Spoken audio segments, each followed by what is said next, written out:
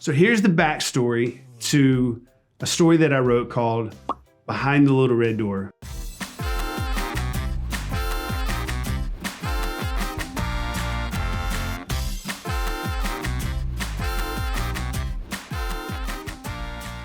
So it basically starts with an email. I get an email from a lady named 𝘠𝘠𝘥, who is with the state of Georgia and their department for early education called DECAL. And it says, hey, we're interested in talking with you about getting you to write a book for our program. We just wanted to see if you'd be interested. And I was like, sure, here's my cell phone, call me. Well, she calls, and delightful lady, we get on the phone, and I'm like, okay, so tell me what the deal is. And they were like, well, you know, we'd like for you to write a book, and it's gonna go out to 80,000 kids in the state of Georgia. And I remember being like, 80,000, 80,000, 80,000, 80,000, and just like my eyes getting really big, you know, and like some kind of like cold sweat. I was like, whoa, okay, cool. Yeah, well, and I tried to play it cool. I was like, let me think about it for a little while. I'm very interested. I want to do it. Let me think about like some stories that I'll come up with. You guys send me any ideas that you have, and then we'll reconvene in a couple of days. So I immediately get writer's block. All I can think about is like me being on stage, which is as close as I'll ever get to 80,000 people, and being on the microphone and be like, feedback. Hey guys, my name is Coy Bowles. I'm supposed to write a book for you guys. This is all preschoolers, 80,000 preschoolers, by the way. And if you could just tell me a good idea for a book, then I would be really appreciative of that, you know?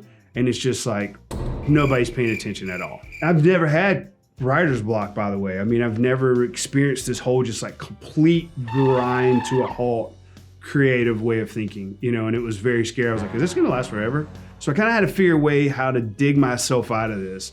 And so I got down in front of a sheet of paper and I just started thinking about things that I did want to do and things that I didn't want to do. I didn't want it to be like a book of things to do and things to not do. So I didn't want it to be like, make sure you do this and make sure you do that and make sure you don't do this and make sure you don't do that. The next thing I wanted to do was to write a list of things that were really influential on me as a child and things that I thought were influential on characteristics of people who were successful. And so I wrote down creativity. I wrote down my father teaching me how to do things, because my dad had this really cool style of teaching me how to like ride a bike or throw a baseball or catch a baseball or, you know, go fishing or something like that. It was a really cool, you know, relationship with him teaching me how to do stuff. So I wanted to make that a part of the story, this like sharing of, you know, creativity and sharing of how to do things, and kind of more or less like the idea of like, if you teach a kid to fish versus, you know, giving a kid a fish or whatever that analogy is. And the next thing I wanted to do was I really wanted to expand on this idea of allowing kids to use their own imagination within the book. And so I kind of like closed my eyes and I started thinking like, okay, who is really creative? What were some really creative experiences I had? What were some really kind of like easy but fun things? And I was like, boom, I got it. My Aunt Millie. So my Aunt Millie was one of 12. My grandmother was one of 12. And this was my grandmother's sister, so she was my great aunt. My Aunt Millie was the extra one, you know, like she had this extra flair to her. She was the one, I think she was the youngest. When everybody else was wearing white shirts or, you know, white shirts with little bitty flowers on them or whatever else, and the guys were wearing slacks or whatever, like Millie was wearing like a yellow shirt or like a purple shirt. Everybody's hair was kind of white by this point, and she had like fire red hair. And she was always the one being really silly, and she had this like laugh that I can still hear to this day. So I remember my parents taking me to her house one day, and I was kind of I was the only child, kind of in my head a lot as a kid.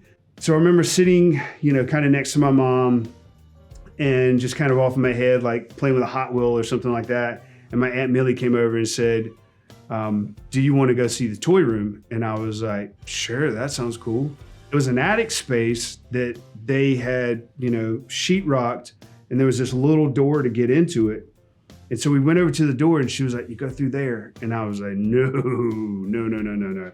So she opened the door, and I peeped in, and I was like, it's dark in there. And so she cuts the light on, and she climbs through, and then she grabs my hand, and I climb through, and I get in there, and there's like big things in here. There's like a couch and like a bed and just stuff that can't go through this little door. There's just no way, And I was like, whoa, and I was probably 4 or 5 at the time. So, the reality of this is like, this is my imagination coming from this experience.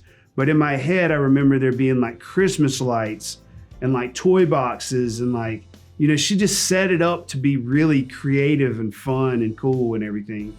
And the one thing I know for sure is that she picked me up and she put me on her shoulder and hung my arms off like this and said, did you know that you can fly? And I was like, no. And she was, check this out. And so she ran me around the room for like a minute or two.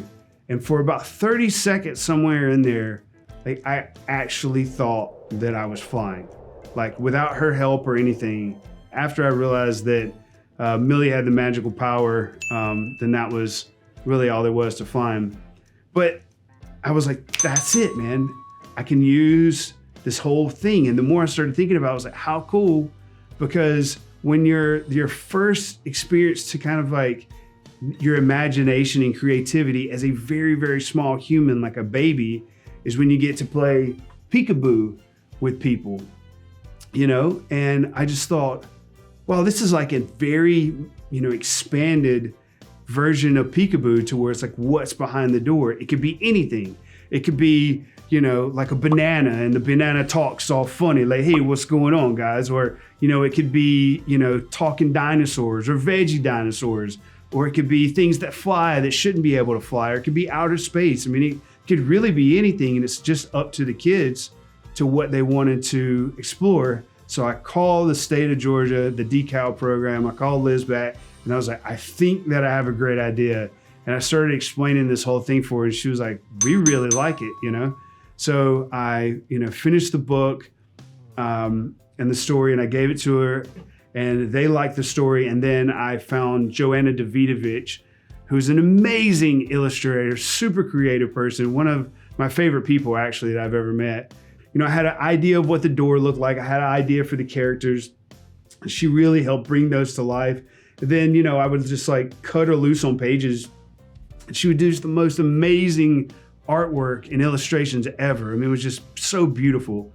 Then the book got released to 80,000 kids. So I remember seeing like classrooms of like 12 kids or more. And like every kid is like holding their copy of this book that I read. It was just so amazing, man. And then I ended up meeting the people at Lakeshore Learning. We started talking. They were very interested in all the work that I was doing with early education and the books that I'd written. And so we ended up deciding to do this social emotional kit that was based off of Behind the Little Red Door. And it was very successful. It took us 2 years to do it. Carlos Sosa and I ended up writing a CD together, a musical CD that's some of the best music I've ever been a part of. So out of, this wonderful story came this exciting kind of nothing like it on the market social emotional kit that's been widely received, in a great way. So man, the Behind the Little Red Door thing is really happening. I actually got a call from this whole thing happened all over again a couple years later, where the state of Georgia called and said, hey, we would like to do another book. And I was like, what do you guys think about doing a follow-up book to Behind the Little Red Door? And we wrote another book called Can You Touch a Color?